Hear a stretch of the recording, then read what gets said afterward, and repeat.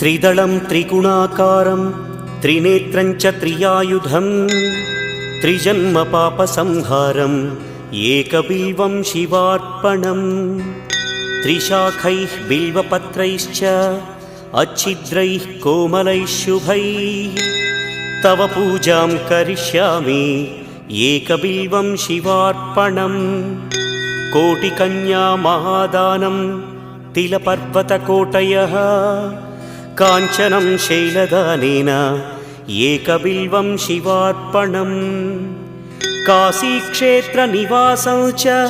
कालभैरवदर्शनं प्रयागे माधवं दृष्ट्वा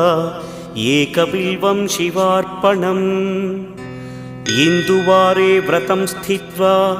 निराहारो महेश्वर नक्तं हौष्यामि देवेश एकबिल्वं